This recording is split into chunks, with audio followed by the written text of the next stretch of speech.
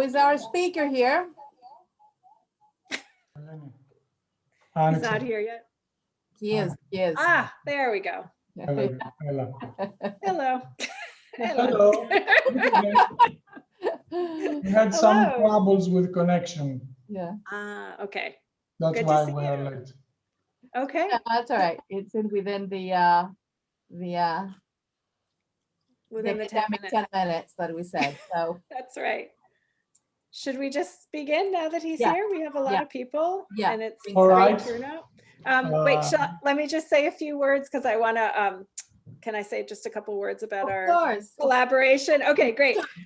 So I wanted to just welcome everyone and to thank everyone for tuning in and to just reiterate that this is the first in a series of lectures that is part of this new collaboration, or as my kids say, collab, between UC Berkeley History Department and also this and IMS-FORTH and this new initiative that we have going here in Eastern Mediterranean, modern Greek Hellenic, Turkish and Ottoman studies.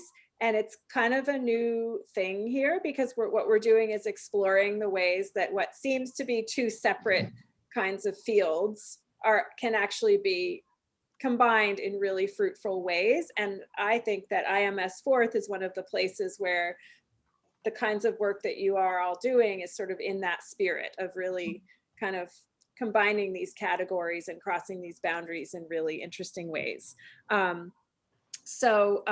Great things are happening at IMS-FORTH, and this was what we wanted to do was kind of tap into that and get a sense. And so Zelina and I thought that starting with the different ERC grantees, the projects that you are housing there would be a great beginning. And I just wanted to say maybe at some point, either today or in one of the future lectures, we could just spend a few minutes explaining to those who don't know what an ERC, what the European Research Council grants are, because they're very significant and very difficult. They're very competitive and significant projects to do. So maybe at some point, just talk for a couple minutes about what that means, because we in America don't know that necessarily. And with that, I will turn it over to Zelina to introduce the speaker, and thank you. Okay. Yes. Thank you very much, Christine. It is a great pleasure to begin together this series and this collaboration, because after all, academia is all about communication and collaboration. And that gives us an opportunity to reach each other. And we might as well take the chance of these hard times to use them on the benefit of more communication in this way. And this is, obviously one can get in our website, but Institute of Mediterranean Studies is a research center. I'm going to say two words on this. Is a research center, and it is part of a larger, is one of the 8 institutes of the larger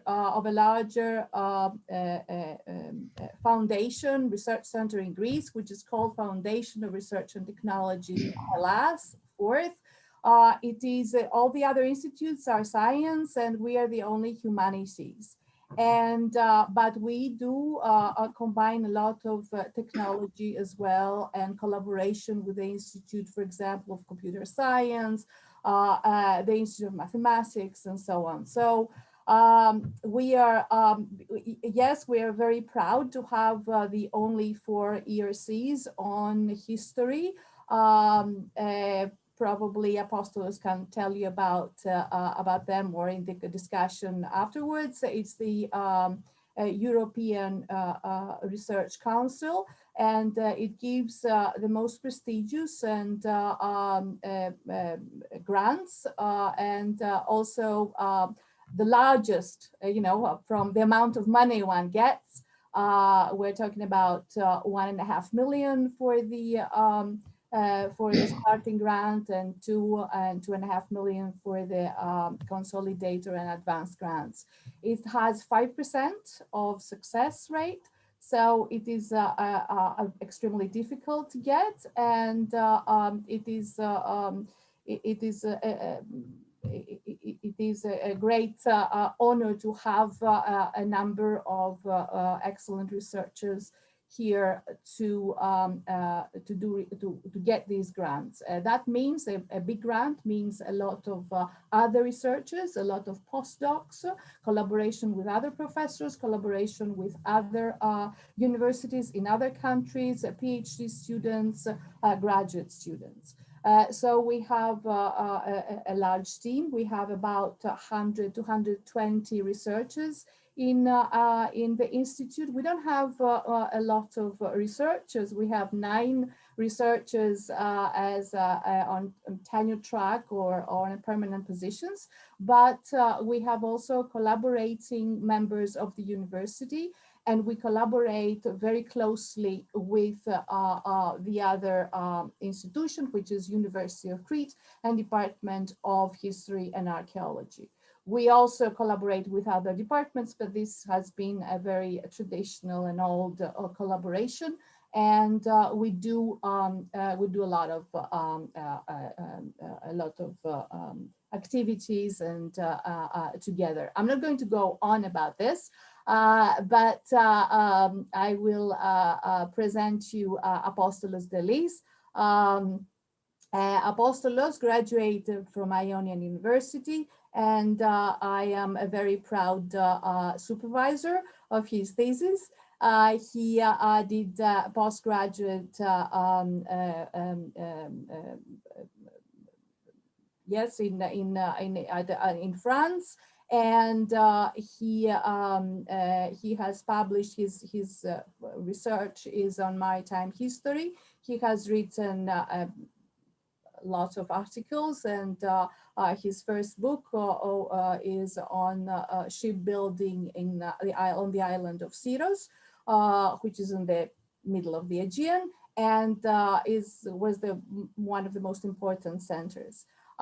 He has traveled widely in various universities and presented lots of papers and conferences, and he got the first ERC in history in Greece in 2016, which started in 2017, and it will be completed in 2021. And this is Seafaring Labor in Transition, something very close to my heart, as I am a maritime history professor. Now, after all this, Apostolos, the floor or the window here is yours. Thank you. I would like to thank the organizers for this invitation. I think it is a very important initiative between the Institute for Mediterranean Studies and Berkeley. I'm going to present this project into 2 parts. The first part is about the objectives of the project, the research team, the methods of working, and the results we have achieved so far. The second part is devoted to the discussion of the collective volume that we are under process now, just before sending to the publisher. And we think it is a very important output of this project. Let me share the screen first I don't know, is it working now for you? Yes. All right, that's perfect.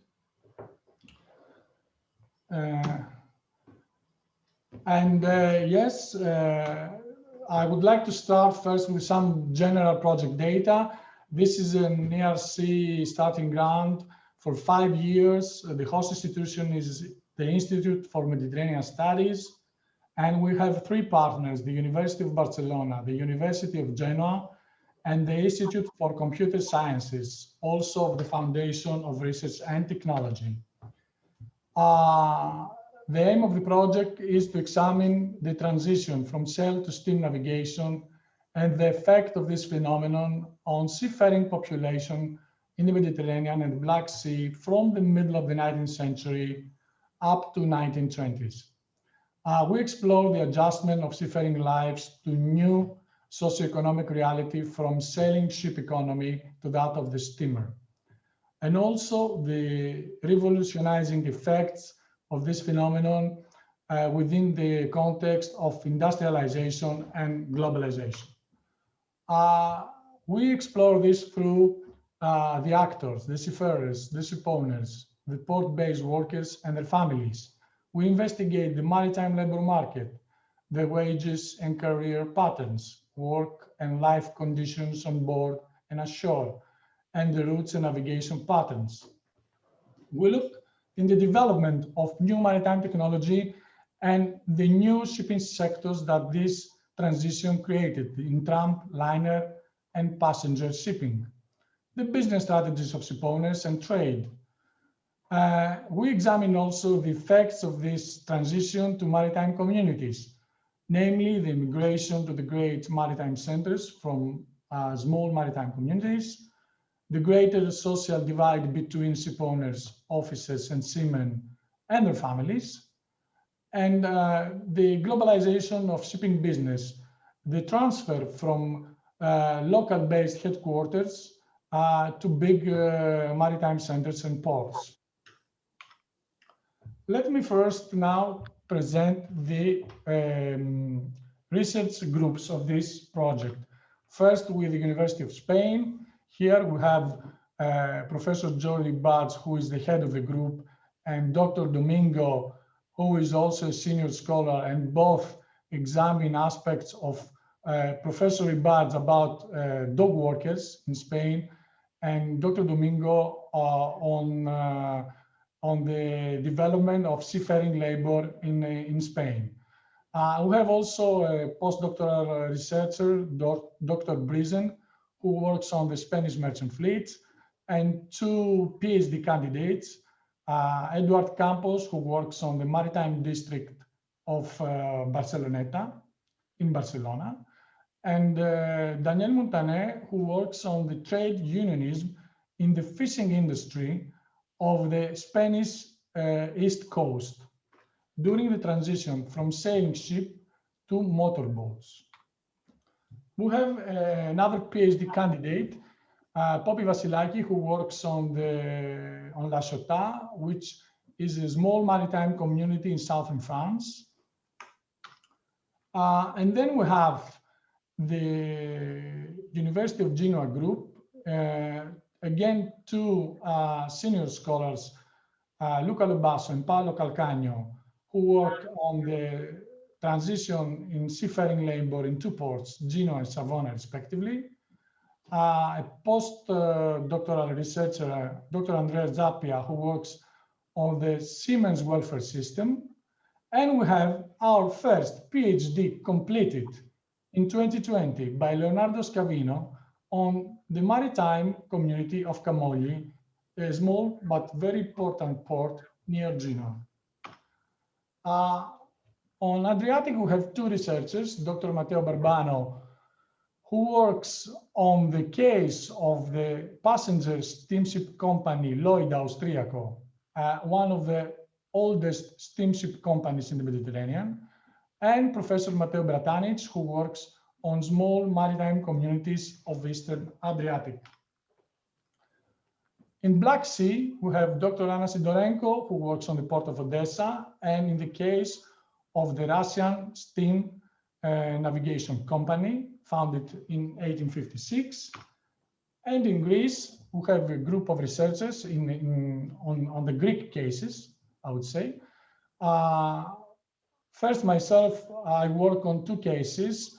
One is on Andros steamship cargo companies, and on Syros, on the case of the Hellenic Steam Navigation Company, the first passenger navigation company of Greece. Dr. Katerina Galani works on the maritime community of Galaxidi in Western Greece. Petros Kastrinakis, who is an Ottomanist and joined maritime history,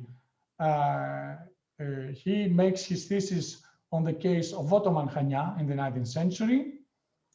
And Alkis Kapokakis works on an unexplored topic in Greece, the history of maritime labor in the 19th century. This large group of researchers is supported by Dr. Martin Deur and Dr. Pablos Fafalios and others, as you can see here, from the Center of Cultural Informatics based in Heraklion, is a laboratory of the Institute for Computer Sciences. These people, as you can see later, as you will see later, they provide all the support, all the infrastructure, all the technology and the knowledge on digital informatics of this project. We have also an advisory committee of distinguished scholars specialized in maritime history. I think you know Jelena Harlaftis, Professor Gopalanga Balachandran from the Institute of Advanced Studies in Geneva, and Professor Gilles Berbouty from the University of Aix-Marseille. And of course, we have the hard-working research assistants here, as you can see, that work very hard to insert the data and to correct and process the data of this research, of this work we do in the archives and libraries. And of course, there are other research assistants in the groups of Genoa and Barcelona. You can visit our website and see what we have achieved so far, and you can play also with some. You can try some of the applications that I will show you later in this presentation. First, I will start with the activities that we have carried out in this project. First, with the designation. 16 members have participated in 70 venues, conferences, workshops, lectures, and interviews, mostly in Europe, but also in the United States and in Colombia. We have also organized 3 workshops in Recife, Barcelona, and Genoa. And unfortunately, in 2020, we did that through a webinar because it was not possible due to COVID. We hope that we will be able to organize the scheduled final conference in the beginning of October of this year.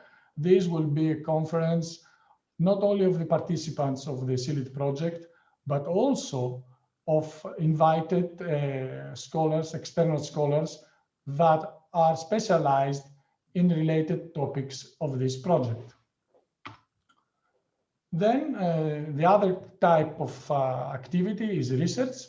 And as you can see, again, 16 members conducted almost 90 missions, mostly in Europe, and especially in countries like France, Spain, Italy, Greece, Turkey, Ukraine, and Russia, up to St. Petersburg. And we have collected archives, and we have collected sources in all these languages that you can see here.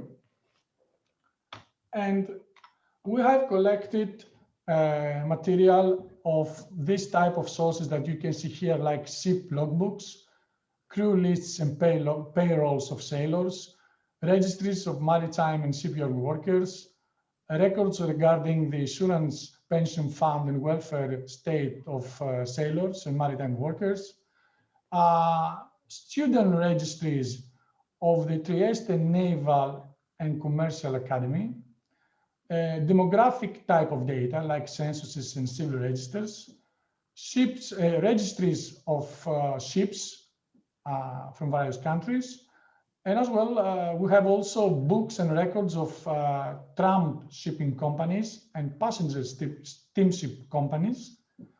And of course, we have also material that is less quantifiable, like private and business correspondence, material from newspapers of the 19th century, and consulate reports.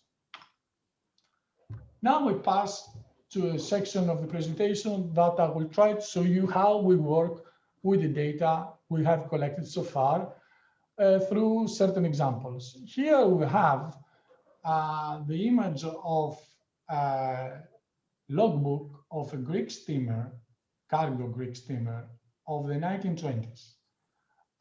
This data, this information you can see in the logbook is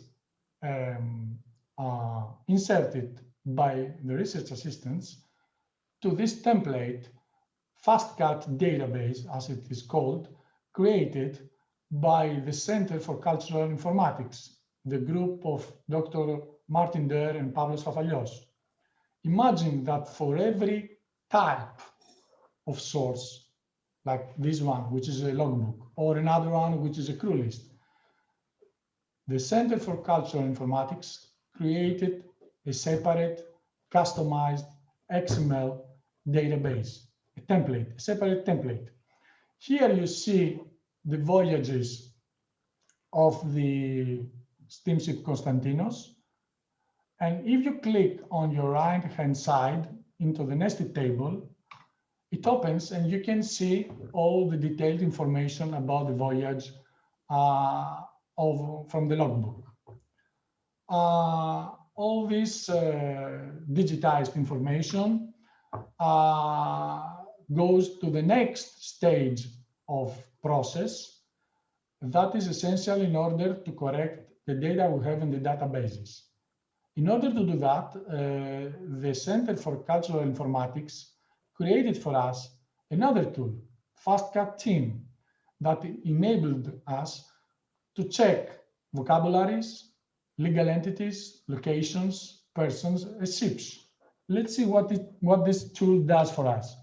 First of all, with vocabularies. For example, the schooner, the term schooner, which is a ship type, is written, as you can see here, in various ways.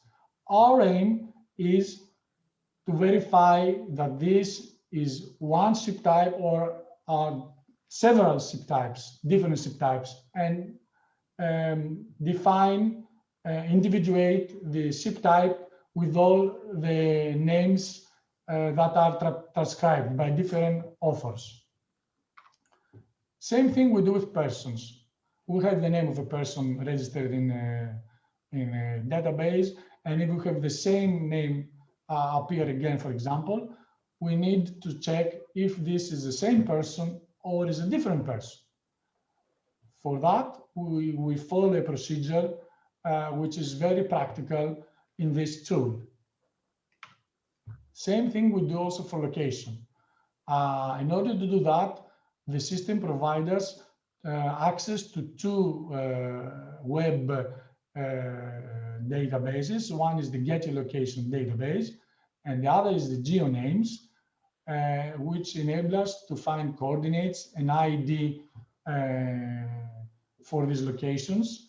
Because imagine that a place that has a name today, it changed several times in the past, and perhaps it is called with one way in one language and another in another language. This system enables to check and see which place exactly is this and how it is called today and how it was called before. Now, after we have processed all this data through the FastCat Team system, we arrived to our first results. I will show you 4 applications that are available now in our website, but I would say that at this stage are under construction. You can visit, of course, and check the data, but bear in mind that we need more time to finish them and correct them. I hope that this will be done by the end of this project. I'm sure that we will manage to do that even before the final conference in October 2021. We passed to the first of these 4 applications. This is called Ship Voyages. The data I have shown you before from logbook inserted to the database now appear on a map. On this application so far, we have the case of 14 ships from 1866 to 1927, 9 Greek and 5 Spanish.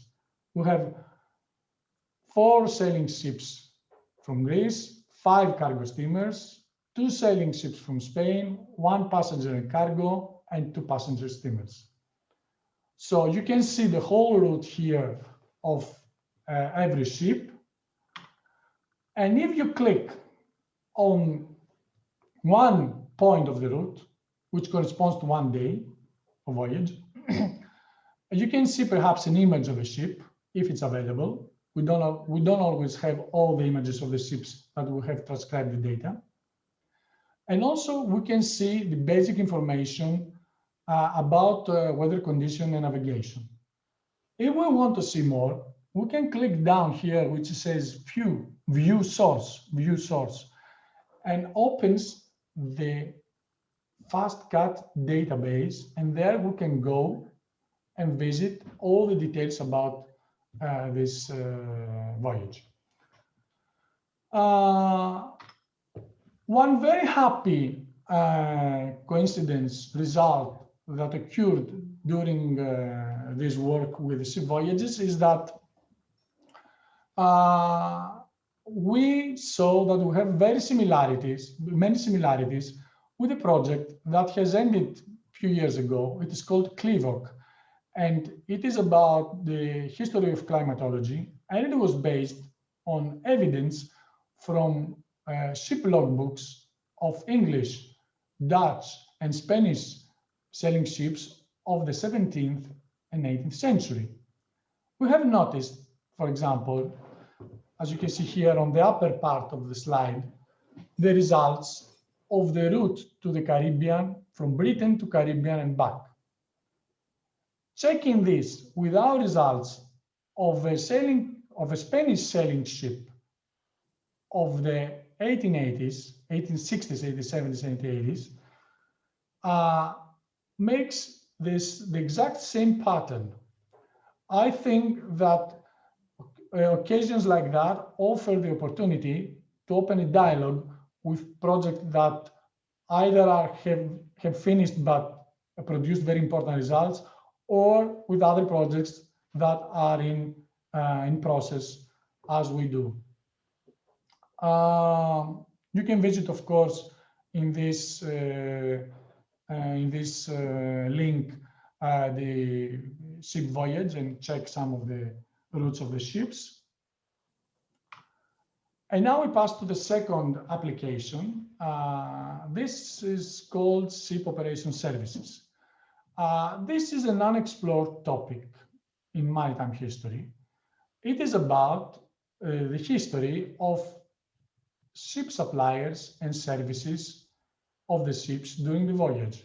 A ship sails from one destination to another, but during the voyage needs to stop several times at different ports of call and needs to do a great deal of transactions with food suppliers, with repairs, with cleaning of the hull, with buying material for the ship, equipment, to adjust the nautical instruments, etc. This is actually an industry within an industry and has not explored yet. In this application, we see the voyages of a single steamship, Georgios Mie-Berikos, from Andros, cargo steamer from 1908 to 1916. And also we have information of Spanish ships of another passenger company that we haven't yet the time to insert them, but we will do it soon. And if you click here, if you go deep down to the map, you can click on a single supplier like this, the Evans brothers from Swansea, iron and steel merchants, and check the period of transaction, the type of activity, even the address. If we have the address from the invoices, we spot them exactly on the map. And we can check all this industry. And of course, if you click on this image, you can go further, enlarge the picture, and go also to the gallery of other invoices of this type of firms. Now we'll pass to the third application, and I think perhaps the most important one, which is under construction and correction right now. It is the research space. All this data from all these different sources, from ship logbooks, from crew lists, from registries of ships, of people, all that are integrated into this research space. And if you click on your right-hand side to sail in, you can go and make some queries. For example, ships that are built in Varazze, a small but very important shipbuilding center near Genoa in the 19th century. And here appear the results in various ways, in bar, line, and tables, rows, maps. You can make another query, like, for example, the captains of ships coming from Livorno and are registered in the port of Genoa. And you see the location of origin of these captains. And you see that most of them are coming from Camogli. Of course, all these results of your search, you can download here in Excel and process them further and use them in your own research. You understand that all this tremendous work that has been done by all of us during these 4 years, you can get the fruits and explore further for your research. Now I pass to the fourth so far application, the archival corpus. We realize that Mediterranean is a very much fragmented landscape for historians and researchers due to the diversity of languages and to the difficulty to locate the information in various archives. What we offer here is information of all the archives, libraries, and the material that we have collected there across Mediterranean, Black Sea, and perhaps beyond. If you click on one of these archives and libraries, you can go, for example, to this summary in English that explains to you the content of Civil Register of Barcelona, and of course the location where you can find this type of source. We have also, of course, some publications so far. If you go to the web page, to our web page of projects publication, you can go and download them in PDF form, all of them. So far, we have one monograph by Luca Lobasso and 10 articles and chapters published. Of course, there are more that are under publication. It is not just that we have finished. I think we have more than double in the end of this project. And last but not least, we have created also an educational game. Don't laugh, I see you. This is made for educational purposes because by playing this game, you learn about, believe it or not, about shipping, trade, navigation, market prices, ports and commodities, stable commodities of the Mediterranean, and of course of the technological evolution of the sailing ship and of the steamer in the long 19th century. Now we pass to the second part of this presentation, that is about the collective volume. I think along with the research space, collective volume is the most important scientific contribution of this project. And I would like to discuss it with you. So far, we have created, we have divided the collective volume in 5 sections: maritime labor, maritime communities, passenger shipping, maritime industries, business strategy and operation, and informatics and maritime history. Let me explain that in maritime labor section, Jordi Bards analyzes the case of Barcelona dock workers after the end of the guild system, that is after 1860s. Enrique Garcia Domingo speaks about the de-skilling of Spanish seamen during the transition from sail to steam in the 19th century. Luca Lobasso and Alkis Kapokakis discusses the maritime population, the career patterns, and the wages in Italy and Greece, respectively. And again, Kapokakis and Andrea Zappia also analyze the welfare state of sailors in Italy and Greece. Daniel Montaner writes about the trade unionism in Spanish East Coast fishing industry from the sailing ships to motorboats.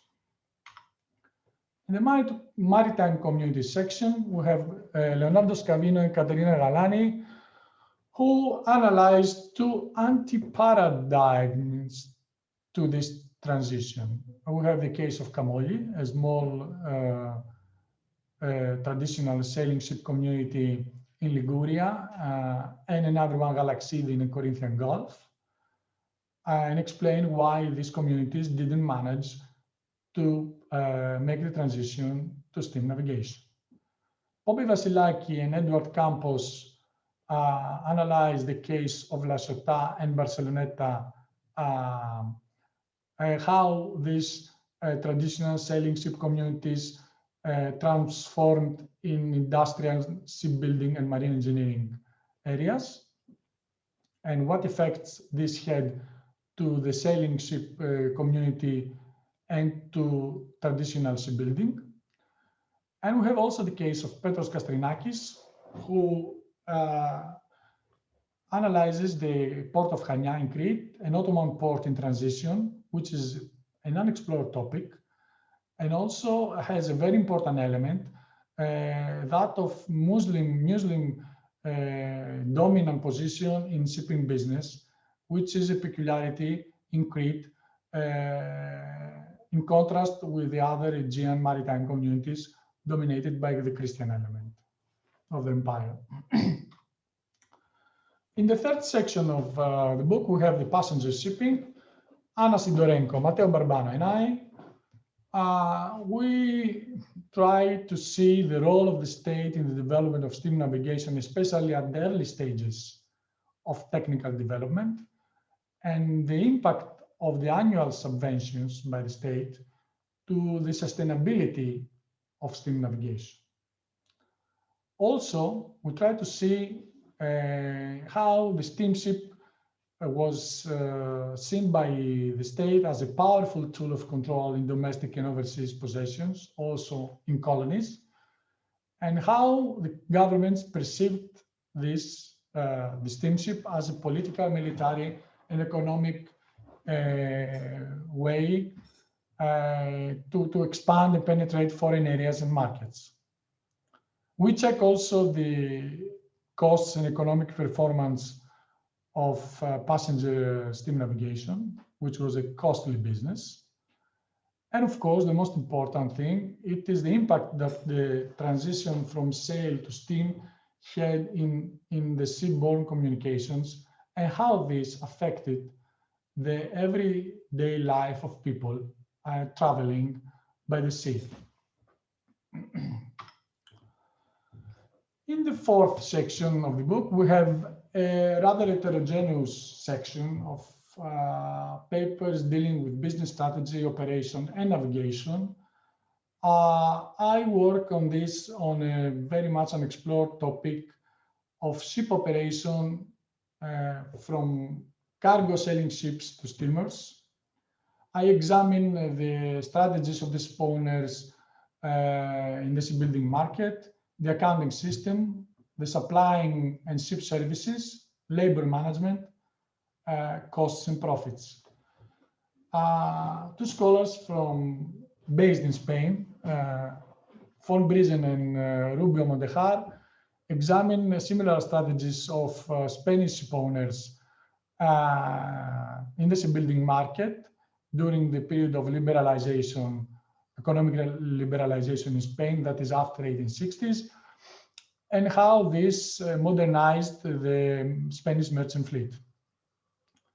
Again, Thomas Kalesios and I, we work on another paper about the development of navigation, the navigation patterns from sailing ships to steamers, conditions of navigation, the duration of voyage on a steamer and on a sailing ship, and of course the day-to-day events and occurrences at sea and at shore. Last but not least, in the last section, we have the paper written by the group of the Center for Cultural Informatics, which they had a great challenge to create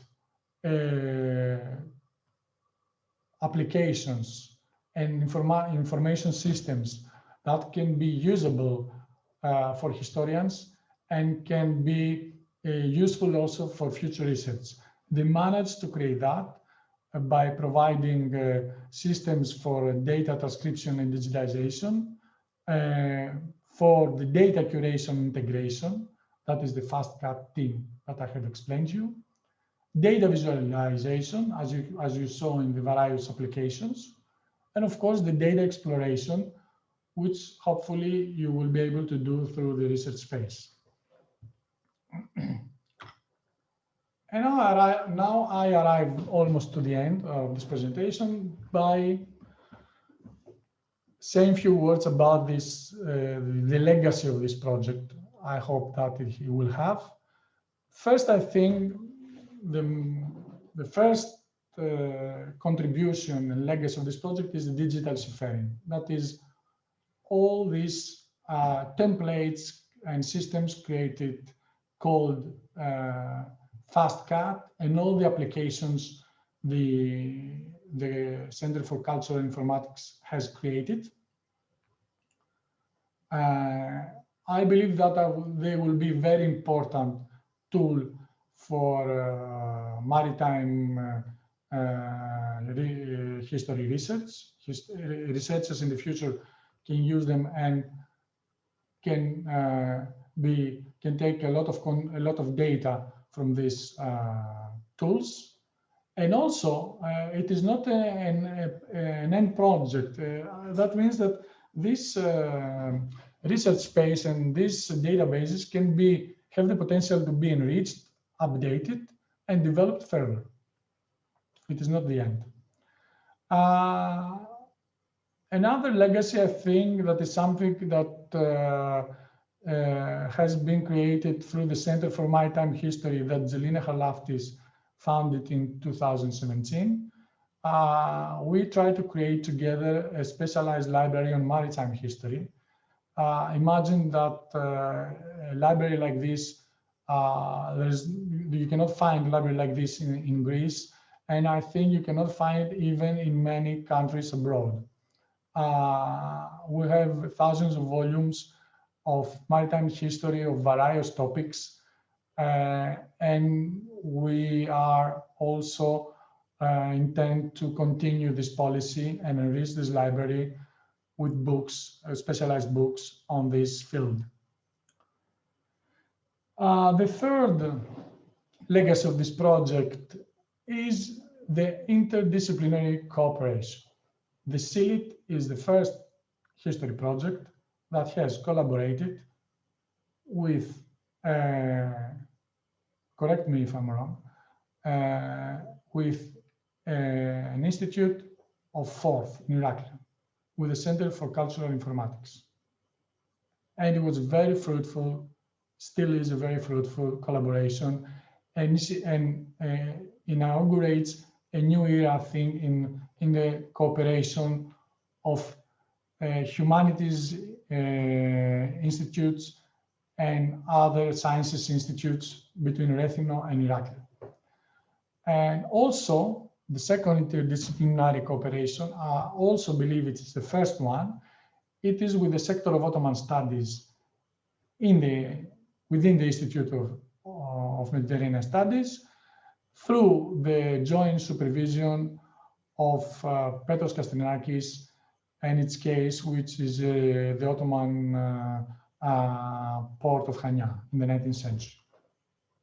And the last, and perhaps more important legacy, and I would like to conclude with that, is the creation from zero, the creation of a large international group of researchers specialized in maritime history, most of them very young and very promising, and they work on a variety of topics, and they have many different specialized interest in maritime history.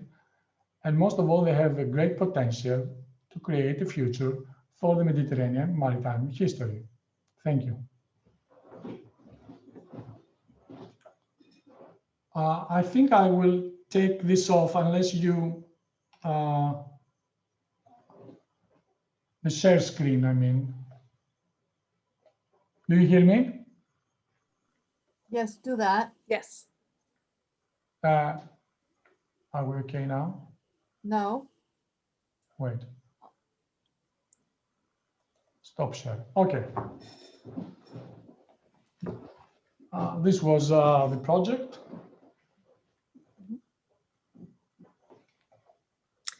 I have a question. Can I ask?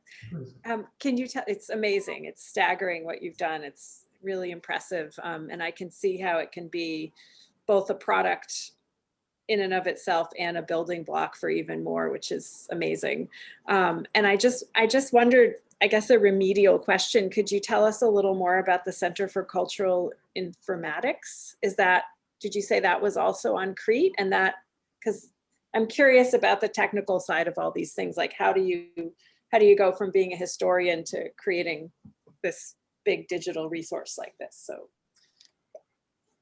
well, I'm not able to do this.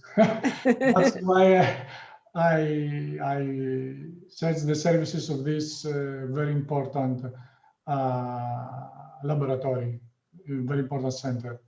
I think is also with us Martin there, who is the head of this group, and he was instrumental to the implementation of many of these applications and data bases you saw. I don't know if he wants to take the parole and say a few words, because I don't know about technical things. I know about the results, what they can do. Of course, you know, all the stages I have presented to you, all of us who have, how to say, worked on.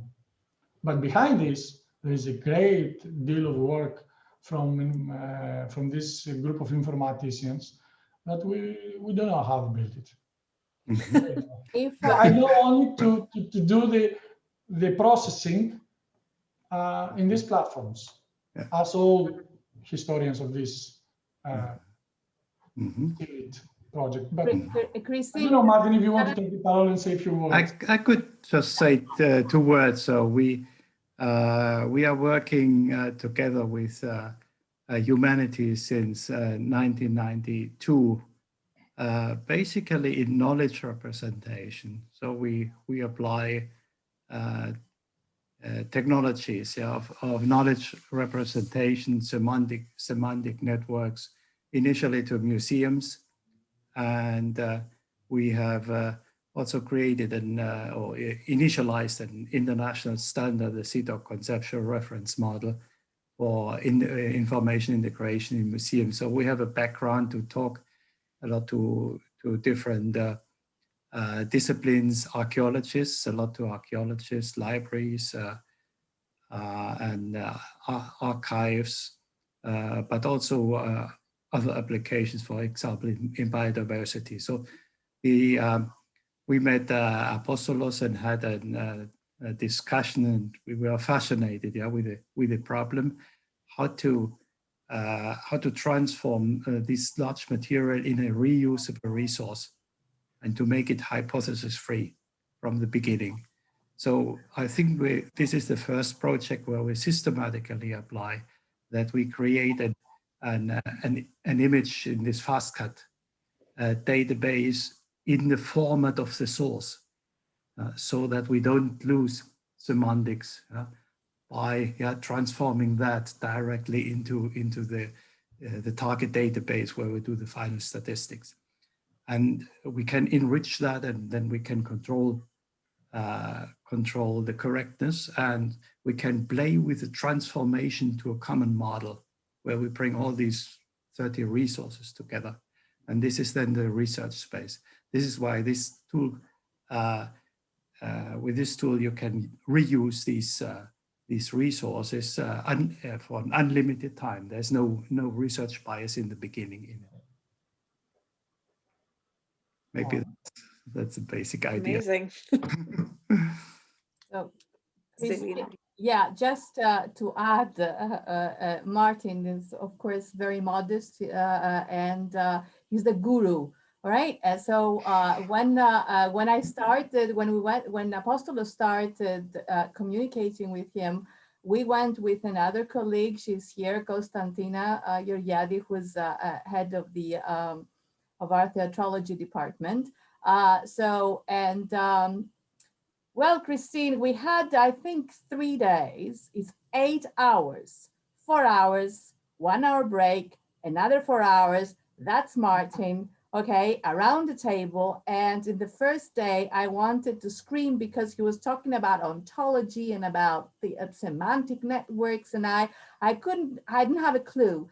But I think by the second and third day and showing us with the application with the museums, then you understand how you know it is just a matter of getting together, and it's painful at the beginning for both, but then it's really amazing what it can do, right? And I think, as Martin had told us, that Apostolos project is a case where usually the informatics people make something and then they hand it over. Whereas here they had the interaction and the use by the historians then back there. So it was this interaction, and correct me, Martin, if I'm wrong, that was very, I think, good on both cases. So, but yeah. Yeah, well, for me personally and us as a team, the challenge is really to understand the process of the historians, yeah, not just what the informatics people typically say, yeah, tell me what you want, and then they do it, and that's good enough for you. Yeah. So all these processes of data consolidation and criticism and these cycles that are in this process, and how to display that, and what are the common concepts. Yeah, that is the real challenge. And this is a wonderful process of learning on both sides. Amazing. Mm-hmm. No, have any other question? Yeah, floor is open if anyone. I don't know, I can't see any. Well, the public will warm up. Yeah, exactly. They're processing, they're digesting. There is Nikos Megapanos. Yes, Nikos? Yes, Apostolos, I've worked a little bit with databases back in the days where I was in business, and I'm in awe of what you've constructed here. And I cannot tell you how eager I am to get my hands on all the magnificent tools you've created for the future historians. Just a silly question. In one of the slides you showed about the ship operation services, I didn't notice any points on the map all around Africa or in South America, I think. Was that a slide specific thing? Were you showing about a specific time, or because I can't imagine that there were not services around Africa? It is because the ship didn't sail in this book. Okay, so it was specific. The other thing is I didn't seem to hear anything about the technology that changed the ports that came with the change of from sail to ships. Is that included in your research? No, actually, this it was not in the core of the questions of the project. Actually, we examined mostly the effects of this phenomenon of the transition from sail to steam on maritime labor and on maritime communities. Of course, later on, we expanded also to passenger steamships, which is important innovation and change seafaring lives, change all the people that sail or travel through via ships. But yes, we do not have, except of the case of the dock workers, which is Jordi Bartz who works on that. And there, of course, the historians of the dock workers discuss a lot about these changes in the handling of cargo, etc., and the infrastructures for dock workers. Indirectly, yes, we have some, for example, Bobby Vasilaki and who works on La Chota, and Edward Campos who works on Barceloneta, and examine the transformation of maritime communities. They see also the development and the investments on infrastructures in these ports. But it is not the core subject, it's not the core issue on this project. It is a side topic. Thank you.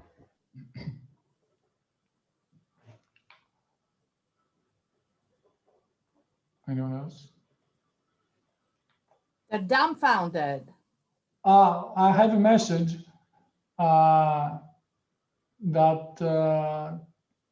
I would just like to bring to your attention another project in Germany, Transottomanica. Well, I will check that. Thanks a lot. This is the very nice thing when you start your project and you work on, on your topics, and then you find other people that did some similar things or some part of your project, but they develop it further, like the CLIVOC I presented, the history of climate. And there you see similarities or things that complement with other projects. And this is very interesting also. Nikos Christidis has a question. Yes. Yes. All right. Hi, everyone. Well, the first question that I have is where is Bernie Sanders in this whole project? I don't see Bernie Sanders anywhere in none of the slides, you know, and that is an omission, a major omission. The one thing I actually, just a brief remark, I mean, this is an amazing project with amazing results already and amazing potential. I think our coordinator and Christine already mentioned this. What I was gonna ask myself, and I'm very interested in sort of the whole setup. From what I understand, you know, you guys have been working together, you are learning from one another and so on. If you were to take this a step further and to sort of think about it as a project that could be built upon, have you thought, I don't know if that's a fair question to ask at this point, but I will, you know, have you thought about where it will go? I mean, when it's done, what comes next? What can be done? What would you, from your experience, sort of suggest that other researchers take on and sort of build on? Any areas that you feel need to be covered that are not covered here, although I can hardly see any that are not myself, you know?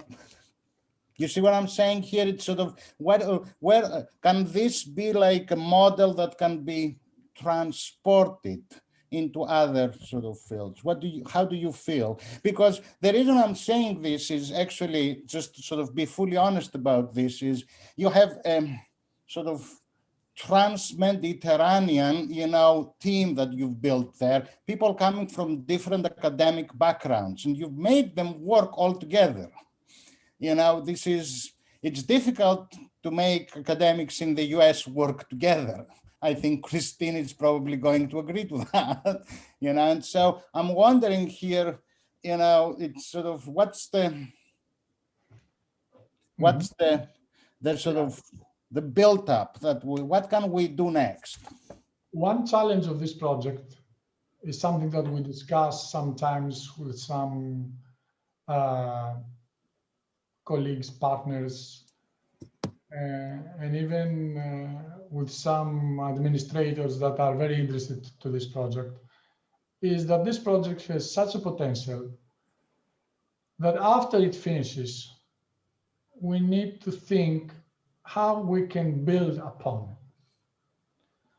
That means you create a large pool of data, a lot of questions, you raise a lot of questions because usually research raises more questions than it answers. And it cannot finish here after a year. We need to think how we can explore further this research, step on this research and go further and expand other topics of maritime history in the Mediterranean, and not only, perhaps also beyond. I feel myself very much a historian of Mediterranean history. You never know, maybe in the future I will do research for other areas, etc. But I feel very much the potential that Mediterranean history offers. And the challenge for me was to create a group, Mediterranean group, because Mediterranean has this particularity. We speak very many and very much diverse languages. I mean, in the South American world, they speak Spanish and Portuguese, mostly the national language. In the Mediterranean, it is a hell. You speak Slav languages, Turkish, Greek, Latin languages. You need to bring together these people to communicate through the languages, to find common topics, to find common axis of research, and move on. We managed to do that. But the potential that this project reveals requires a thorough discussion about how we can exploit the results and build further to other topics of Mediterranean history. I'm not going to say all that I'm thinking, but of course, but yes, we have ideas about it, and we are going to discuss with the SeaLiT group members about the future and the continuity of this project.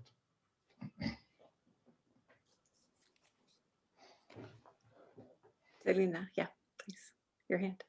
Oh, you're muted. If there's no one else, I mean, but just to connecting to what Apostolos is saying and to the question of Nikos Chrysidis, this project for me was a revelation particularly in many aspects. First of all, you know, it is the dream of connecting Mediterranean, and Apostolos was able to do this through that, and that is amazing. And because, as we know, not all people collaborate, work, or whatever, and that was really a feat to do. And particularly, and the young group was amazing, and some of the old group as well, of course. but the main thing was this collaboration with Martin. One of the things I have made through the last 30 years was because of the ships, you know, large databases of ships and voyages. I have about 300,000 registries, right? In about 15 databases. And what I realized from Martin is that, yes, you make all these databases they're like a supermarket, you know, as you said, Whereas when you make a framework to where you can put everything together. So, for example, one of the offsprings or like of this project would be, yes, we want to make a digital archive to put this together, and I hope to be able to do this. We have done research with the Black Sea, and you can enlarge it and connect it. Diaspora, Greek diaspora entrepreneurial networks and entrepreneurs from to Black Sea, to Australia, to South America, to America, they went with ships, right? And many of them were in trade. So you can put all this diaspora through, again, ships, but also cargoes, and also where they live, and also their families, and so on. So really, it's really like what you said, a building block. And so this is what I want to say. Yep. Mm-hmm. Yeah, maybe I could add that the idea that we found with the CETO-conceptual reference model is that factual history, what we talk here about, can be integrated in a series of meetings between things and ideas and people and events. So this backbone has a surprising power to connect data across resources.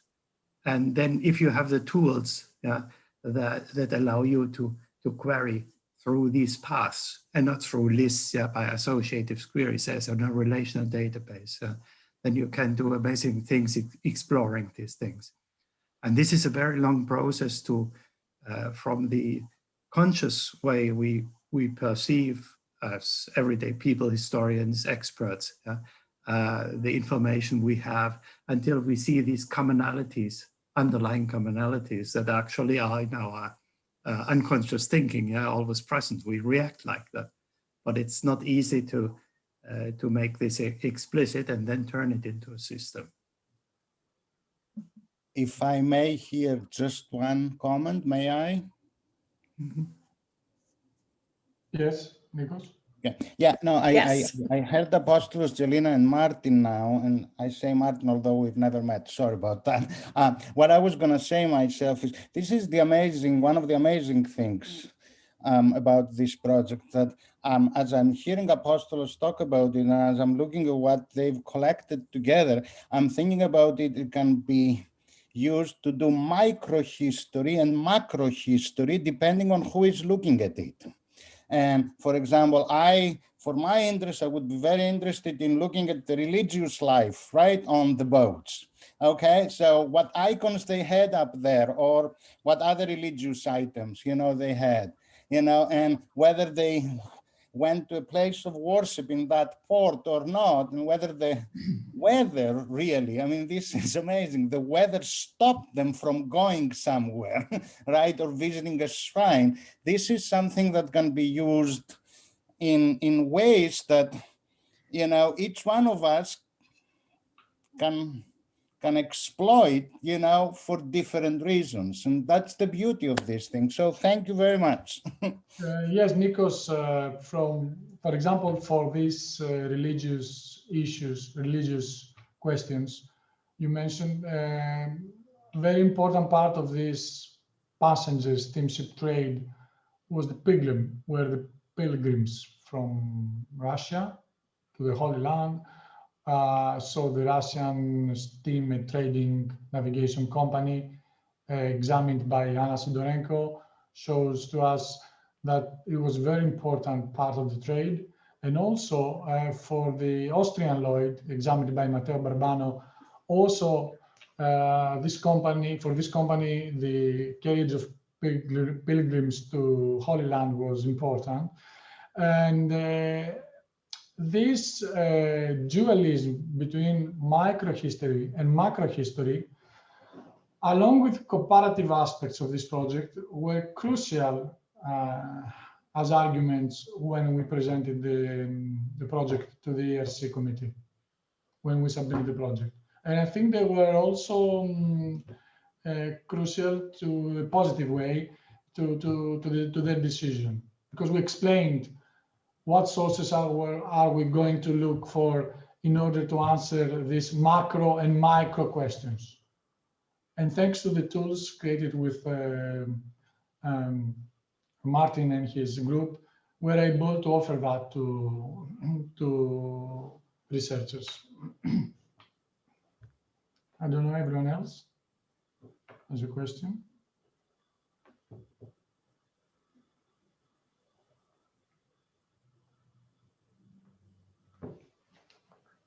May I ask another question? Please. When you were applying for the grant, did you have any notion it was going to be that inclusive and so detailed? And did you have that kind of vision from the very beginning, or as you were working on it, it evolved and let's say surprised you even by the richness of it? I was thinking that at the time that, okay, I knew at the time that there were a lot of sources unexplored. That I didn't know was the extension of the project. The people that are later that went involved in this project. And of course, this dimension of the Center for Cultural Informatics, and also the impact that the two partners, the University of Barcelona and the University of Genoa, could have. They did a tremendous work, both of them, in many respects of research, collection of data, curation of data. I mean, I didn't expect such deep and hard work and such results. And also in the beginning, we were planning for 4 PhDs, and now the PhDs are 6. Actually, one is finished already, the Italian, the Leonardo Scavino is already a doctor.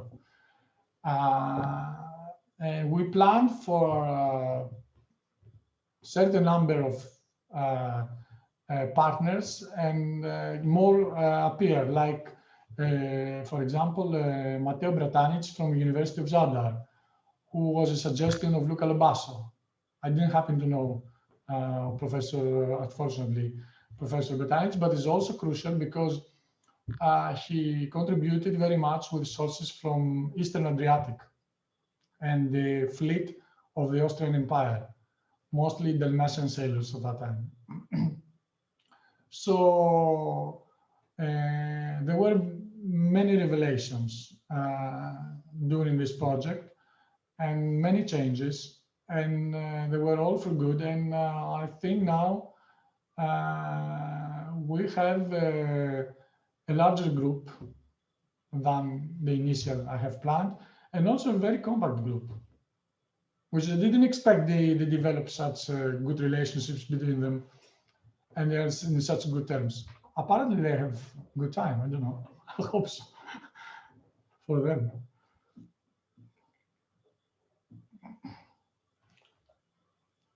Some hard question, anyone? I guess I just wondered, maybe this is the last question if no one else has. So during the time, like, is it 5 years, the span of the grant? Is that right? Is it, I mean, do you think of it like you basically get to open your own institute for 5 years? Is that what it amounts to? It's beyond just a network. It's kind of like a 5-year think tank. Is that, and so all kinds of things come out of it? Is that how the experience felt as you were doing it? And is that? Yeah, actually, yes. And we try to devise some ways to implement this. Like they came scholars from Genoa and from Barcelona here for a few months as, visiting scholars. Leonardo Scavino came, Jordi Batz came. We had several meetings, except of the formal workshop meetings we have every year. We had several other meetings, either through Zoom during the COVID period, either in person. It is very interesting also that we have also a sort of subgroups within SeaLiT based on the research interests.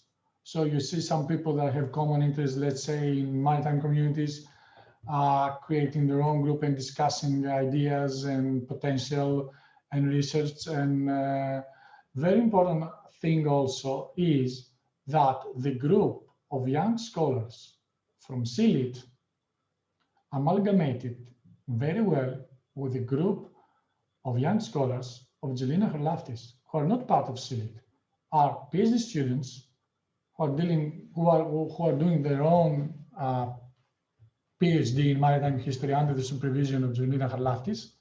But at the same time, she created a large group of all these researchers, young scholars, and it's an amazing group that had helped me a lot. I must mention two of them at least, Dimitra Kardakaris and Minasa Dipas, who outside of SeaLiT, they notify me a very important material from libraries and archives. And it was crucial, especially for both of my researches on Andros and Syros and Hydra. So it's we happen now to have a big think tank of maritime history by PhD students, about 10 of them there now, if I'm not wrong.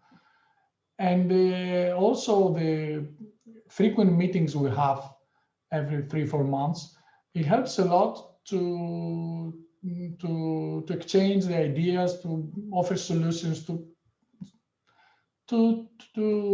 give a boost to our research. This is very important also for the legacy of maritime history in Greece, I think. Christine, if I may add to this, because Apostolos said before that I created the Center of Maritime History. Yes, I do have 30 years in maritime history, but I think the fact that Apostolos took this grant, and yes, at that time, it was a good coincidence. I became director of the institute, but because he already had a big group, then we were able to make together the Center of Maritime History. And putting my students from Ionian University and then from Crete with the students that he also supervises in a joint not project institution with the University of Crete, then we amongst us we have 10-12 students, okay. And but beyond all these postdocs, everybody that he mentioned, and all the community of SeaLiT, yes, it has made an academic community. And whereas we started with his project and then another project, then we have another 3 projects, and it's really a bit, and it's built up. It's built up, and I have to say I'm of course delighted, because this has been a name for in my career, and it's made true, and it is and it's good. And you see, we reach out here, and we can reach out beyond Crete now. So that's the idea. And the other thing that is very important is the other marvelous group in IMS, which is Ottoman history, which you're going to hear about. And also with modern Greek history as well, because history, as you know very well, becomes compartmentalized, okay? So Ottoman historians listen to Ottoman historians, maritime historians listen to maritime historians, historians of religion listen to those. I mean, we made as well a wonderful conference with Nikos Chrysidis on religion and the sea. So it is really reaching out and becoming like a catalyst to bring things together on Mediterranean history and its linkages beyond. It's wonderful. Bravo. Okay. I don't know if any other question or, Anyone else? It's hard to see. yeah, there are so If many. anyone but- has a hand up. Yeah, it's a great turnout. That's the good news. Yeah. So maybe next time we'll make them speak a little bit more, okay? Particularly young groups, because I see a Yes. lot of young people here, Mhm. and also meet each other. There are many. Yeah. Yes. Thank you so much. This has Thank been you. great. It's Thank, fascinating. everybody that has joined this lecture tonight.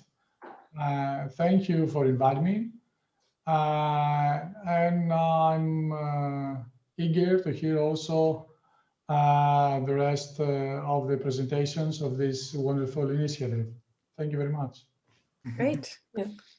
Thank you all. Thank you. Well, thank you very much, and see you in the next lecture. Thank you, Christine, for everything. Yes. Thank you. It's Yeah. great. Okay. See you next time.